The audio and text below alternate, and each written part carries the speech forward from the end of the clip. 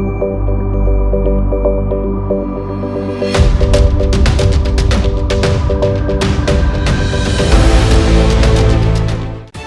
The angle news में आपका स्वागत है। मैं हूं दीपाली माथुर। बुलेटिन की शुरुआत करते हैं आज की हेडलाइंस के साथ। विश्व वन्यजीव कोष की ताजा रिपोर्ट में खुलासा, 2050 तक दिल्ली, मुंबई और जयपुर जैसे शहरों में पानी का होगा बड़ा संकट।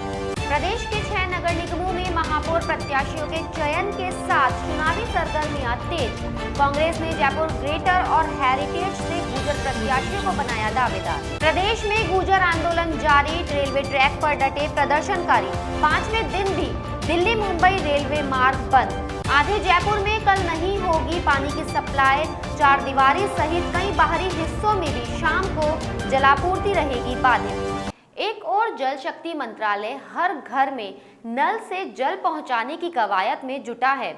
वहीं दूसरी ओर विश्व वन्यजीव कोष की ताजा रिपोर्ट में सामने आया कि आने वाले सालों में भारत गंभीर जल संकट से दो चार होगा। इस रिपोर्ट के अनुसार भारत के 30 शहरों में 2050 तक पानी का बड़ा संकट होगा। इसमें दिल्ली, कानपुर, जयपुर, इंदौर, मुंबई, चंडीगढ़ और लखनऊ जैसे शहर हैं। WWF के जोखिम फिल्टर विश्लेषण के अनुसार आर्थिक गतिविधियों के केंद्र 100 शहरों में पानी का गंभीर संकट होगा। यहाँ रहने वाली 35 करोड़ की आबादी 2050 तक पानी के गंभीर संकट से दो चार होगी। इससे बचने के लिए तत्काल कार्रवाई के साथ जलवायु परिवर्तन पर तुरंत प्रभाव के साथ काम करने की जरूरत है। दुनिया के सबसे खतरनाक लड़ाकू विमानों में शुमार राफेल की दूसरी खेप आज भारत पहुंच चुकी है। इसके साथ ही भारत की वायुसेना की ताकत और बढ़ गई है। तीनों राफेल विमान फ्रांस से उड़ान भरने के बाद सीधे गुजरात के जामनगर पहुंचे। तीनों विमानों के भारत में दाखिल होने के साथ चीन और पाकिस्तान की टेंशन बढ़ना तय है। राफेल विमानों के सफलतापूर्वक पहुंचने पर रक्षा मंत्री राजनाथ सिंह ने वायुसेना को बधाई दी है। इसी के साथ भारत के पास अब 8 राफेल विमान हो गए हैं। इससे पहले 5 राफेल विमानों का पहला बेड़ा 28 जुलाई को भारत पहुंचा था। इन्हें 10 सितंबर को भारतीय वायुसेना में शामिल किया गया था। राफेल लड़ाकू विमानों की तैनाती पहले ही की जा चुकी है। LAC पर चीन के साथ जारी तनाव के बीच उन्हें लद्दाख में तैनात किया गया। बिहार विधानसभा चुनाव के तीसरे और आखिरी चरण के लिए शनिवार को मतदान होंगे। आज 15 जिलों की 78 सीटों के लिए चुनाव प्रचार का अंतिम दिन है। ऐसे में सभी राजनीतिक पार्टियों ने अपने उम्मीदवारों के लिए पूरी ताकत झोंक दी है। लोक जनशक्ति पार्टी के अध्यक्ष चिराग पासवान ने नीतीश कुमार पर एक बार फिर निशाना साधा है। उन्होंने मुख्यमंत्री पर 10 तारीख के बाद तेजस्वी के सामने नतमस्तक होने का आरोप लगाया है। चिराग पासवान ने कहा कि जिस प्रधानमंत्री को आप कोसते थक नहीं रहे हैं, आज उनके साथ मंच पर नतमस्तक होते नहीं थक रहे हैं। देश में कोरोना वायरस मामले में उतार चढ़ाव जारी है। पिछले कुछ दिनों से कोरोना वायरस मामले में गिरावट देखी जा रही है। पिछले 24 घंटों में संक्रमण के 50,209 नए मामले दर्ज किए गए हैं। वहीं वायरस के कारण 704 मरीजों ने अपनी जान गंवाई है। देश में कोरोना वायरस से संक्रमित होने वाले लोगों की कुल संख्या 83,64,086 हो गई है। देश में संक्रमण मुक्त होने वाले मरीजों की कुल संख्या 77,11,809 हो गई है। देश में अब तक कुल 1,24,315 लोगों की कोरोना वायरस के कारण मौत हो गई है। छत्तीसगढ़ के कैबिनेट मंत्री गुरु रुद्र कुमार मंगोली के 2 दिवसीय दौरे पर है। इस दौरान उन्होंने सतनाम संदेश यात्रा में हिस्सा लिया। सतनाम संदेश यात्रा की तृतीय चरण मंगोली लालपुर में संपन्न हुआ। सतनामी समाज के गुरु को देखने के लिए भारी संख्या में श्रद्धालु उमड़े।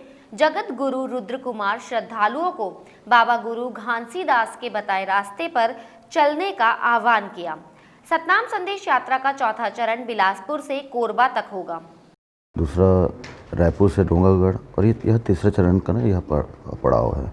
यह समाज के मनसानुरूप, समाज के इच्छानुरूप यह यात्रा निकाली गई है। वैसे भी शुरू से ही हमारे द्वारा, गुरु परिवार के द्वारा निरंतर सामाजिक दौरा हमारा होता रहा है। और जो बाबा जी का बतलाया हुआ जो सत का मार्ग है, उनके द्वारा हमारी जो सामाजिक रीति रिवाज है, उस पर समाज को चलाने की शुरू से जिम्मेदारी हम पर रही है। लेकिन इस बार यह थोड़ा हट के इसलिए है क्योंकि समाज वालों की इच्छा थी कि सामाजिक एकता दिखे, इसके लिए एक अलग से कुछ करना चाहिए। तो यह समाज वालों की इच्छा अनुरूप जो उनकी राय बनी, हमने उन्हीं लोगों के ऊपर छोड़ दिया था। तो उन्होंने सबको कहा कि रैली निकाला जाए जिसको पूरा प्रदेश में निकाला जाए। प्रदेश के 6 नगर निगमों में महापौर पद की दौड़ अब रोमांचक दौर में पहुंच गई है। भाजपा और कांग्रेस दोनों ही पार्टियों ने अपने अपने प्रत्याशी घोषित कर दिए हैं।